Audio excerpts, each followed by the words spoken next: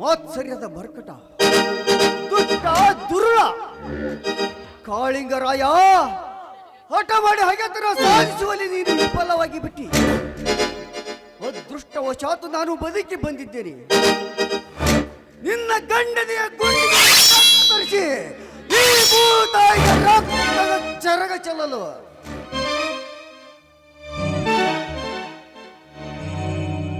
ನಿಂತ್ಕೊಂಡ ಹೋಗ್ಬೇಡ. ಅತಿಯಾದ ಆವೇಶ ಅನಾಹುತಕ್ಕೆ ಕಾರಣವಾಗುತ್ತೆ. ನೋಡು, ಆದದ್ದೆಲ್ಲ ಮರೆತು ಅತ್ತಿಗೆ ಜೊತೆ ಆನಂದದಿಂದ ಸಂಸಾರ ಮಾಡು. ಈಗಾದ್ರೆ ಹೇಗಮ್ಮ? ಆ ದುಷ್ಟ ನಮ್ಮ ಮೇಲೆ ಇಟ್ಟ ಶೇಡಿಗೆ ನಾ ಶೇಡು ತೀರಿಸಿಕೊಳ್ಳಲೇಬೇಕಮ್ಮ. ನಾ ಶೇಡು ತೀರಿಸಿಕೊಳ್ಳಲೇಬೇಕು. ನನ್ನ ರಕ್ತ ಕೊತ ಕೊತ ಕೊತ ಕುದಿಯುತ್ತಿದೆ.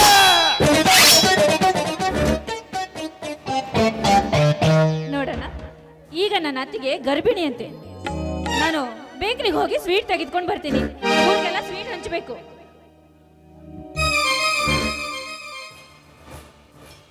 ಊರ್ಮಿಳಾ, ಊರ್ಮಿಳಾ,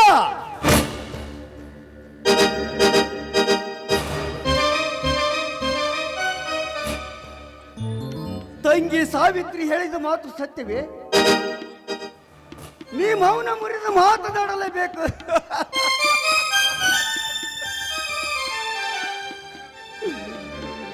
ನಾನೀಗ ನಗಬೇಕು ಅಳಬೇಕು ಒಂದು ತಿಳಿಯಲಾಗಿದೆ. ನಮ್ಮ ಮನೆಯವರಿಗೆ ವಂಶೋದ್ಧಾರಕ ಹುಟ್ಟುತ್ತಾರೆ ಆದ್ರೆ ನನಗೆ ವಿಷ ಕುಡಿದಷ್ಟು ದುಃಖ ಆಗುತ್ತಿದೆ.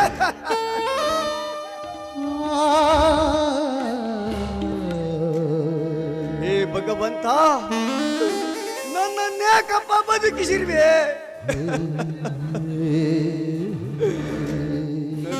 ಆಸ್ಪತ್ರೆಯಲ್ಲಿಯೇ ಅಂತ್ಯಗೊಳಿಸಬಾರ್ದಿತ್ತರಪ್ಪ, ಅಂತ್ಯಗೊಳಿಸಬಾರ್ದಿತ್ತೆ.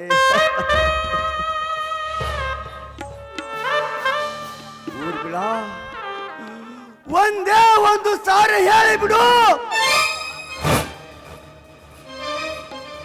ಈ ನಿನ್ನ ಪಾಪದ ಪಿಂಡಕ್ಕೆ ತಂದೆ ಯಾರು ಅಂತ.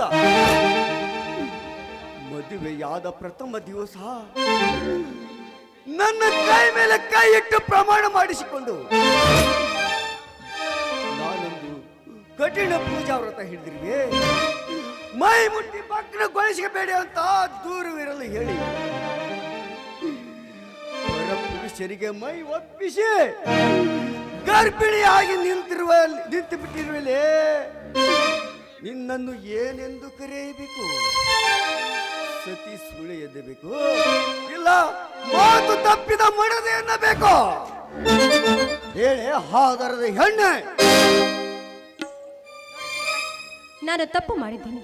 ನಾನು ತಪ್ಪು ಮಾಡಿಲ್ಲ ಅಂತ ಹೇಳ್ತಿಲ್ಲ. ಆದ್ರೆ ಈ ಸಮಾಜ ನನಗೆ ಮಾತು ತಪ್ಪಿದ ಮಡದೆ ಅಂದ್ರೂ ಪರವಾಗಿಲ್ಲ. ನಿಮಗೆ ನಾನು ಇಷ್ಟ ಇಲ್ಲ ಅಂದಮೇಲೆ ಈ ಮನೇಲಿ ಒಂದು ಕ್ಷಣ ಕೂಡ ಇರುವುದಿಲ್ಲ. ನೋಡಿ, ನಿಮ್ ಇಷ್ಟ ಹಾಗೆ ಕೋರ್ಟ್ ಕಟ್ಕೇರಿ ಇರಿ, ನಿಮ್ಗೆ ಡಿವೋರ್ಸ್ ಕೊಡ್ತೀನಿ. ನಿಮ್ಗೆ ಹಾಗೆ ನಡೆದುಕೊಳ್ತೀನಿ. ನೀನ್ ಎಲ್ಲಿಗಾದ್ರೂ ಹೋಗು, ನಿನಗೆ ಈ ಮನೆಯಲ್ಲಿ ಜಾಗ ಇಲ್ಲ. ಮೊದಲು ಮನೆ ಬಿಟ್ಟು ತೊರಗೋ ಕರ್ಮ ಚಾಂಡಾಲನಿ. ಹಾದರಗಿತ್ತಿ ಹಬ್ಬ ಮಾಡಿದ್ರೆ ಮನೆ ಗಂಡ ಉಪವಾಸ ಬಿದ್ದಂತೆ. ಹಾಗಾಗಿದೆ ನನ್ನ ಸ್ಥಿತಿ. ನನಗೆ ನೆಪ ಹೇಳಿ ನೆಂಟರಿಗೆ ಉಣಬಡಿಸಿ ನೀನು ಹೊಟ್ಟೆ ತುಂಬಿಸಿಕೊಂಡು ಬಿಟ್ಟಿಯಲೇ ಲಜ್ಜೆಗೆ. ಯಾರದು ಪಾಪದ ಕೂಸಿಗೆ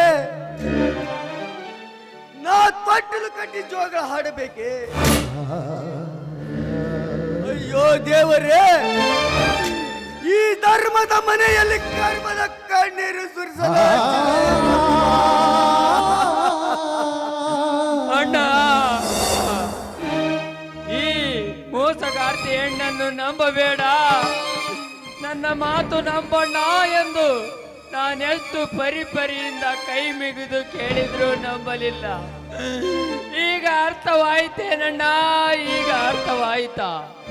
ನಿನ್ನ ತಮ್ಮ ಸಂತೋಷ ನಿನಗೆ ಮೋಸ ಮಾಡಲಿಲ್ಲ, ಉಂಡ ಮನೆಗೆ ದ್ರೋಹ ಮಾಡಲಿಲ್ಲ ಅಂತ.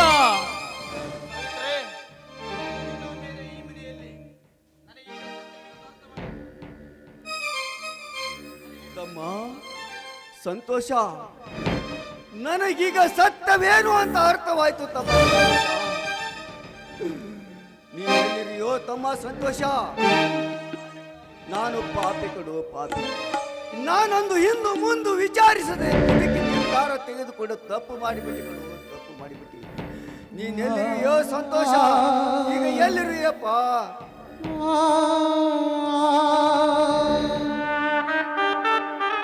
ಏನಾಯ್ತಣ್ಣ? ಯಾಕೆ ಕಂಡರು? ಅತ್ತಿಗೆ ಎಲ್ಲಿ ಹೋಗಿದ್ದಾರೆ? ಯಾಕಣ್ಣ ಹೇಳು?